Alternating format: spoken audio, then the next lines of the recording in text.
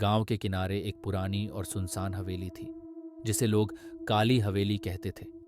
गांव में यह माना जाता था कि वहां जाने वाला कभी लौट कर नहीं आता। रात के समय उस हवेली से अजीब अजीब सी आवाजें आती थीं, जैसे किसी के रोने और चीखने की। एक दिन शहर से आए एक पत्रकार अजय ने ठान लिया कि वह इस रहस्य से पर्दा उठाएगा। अजय को रहस्यमयी घटनाओं पर लेख लिखने का जुनून था। उसने गांव के लोगों से हवेली के बारे में पूछा, लेकिन सबने उसे मना किया।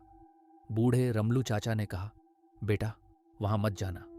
वो हवेली इंसानों की नहीं, आत्माओं की है। पर अजय ने उनकी बातों को अंधविश्वास समझकर अनदेखा कर दिया। उसने रात के समय हवेली जाने का फैसला किया। चांदनी रात थी और हवेली अंधेरे में किसी दैत्य की तरह दिख रही थी। हवेली का मुख्य दरवाजा जर्जर था, लेकिन खुला हुआ था।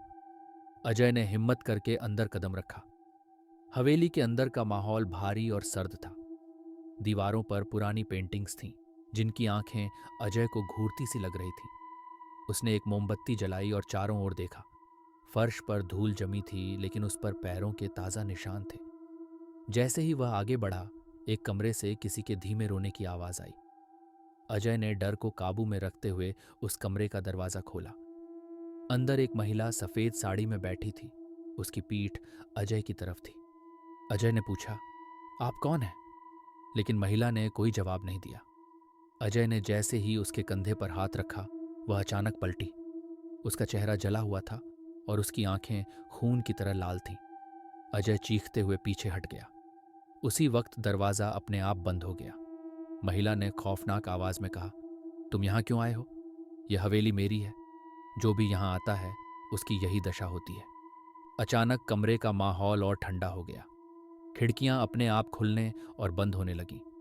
अजय ने खुद को संभाला और खिड़की से बाहर कूदने की कोशिश की, लेकिन जैसे ही उसने खिड़की की तरफ देखा, महिला वहीं खड़ी थी। उसने जोर से चिल्लाकर कहा, तुम यहां से बचकर नहीं जा सकते। अजय को समझ नहीं आ रहा था कि वह क्या करे। उसने अपनी जेब से माचिस निकाली और पास रखे पर्दे में आग लगा दी।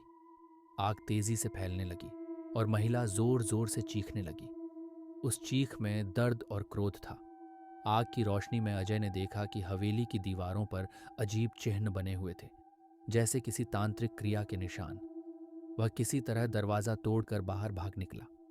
जब उसने पलटकर देखा तो पूरी हवेली जल रही थी। अगली सुबह गांव वालों ने देखा कि काली हवेली अब खंडहर बन चुकी थी। लेकिन एक बात रहस्यमयी थी। अजय के हाथ पर जले हुए एक निशान थे, जो किसी इंसानी हाथ जैसा था। गांव के लोगों का कहना था कि भले ही हवेली जल गई हो, लेकिन उस आत्मा का अंत नहीं हुआ। और अजय अब अक्सर आधी रात को हवेली की दिशा में जाते हुए देखा जाता है, मानो कोई अदृश्य शक्ति उसे खींच रही हो। अंत या एक नई शुरुआत?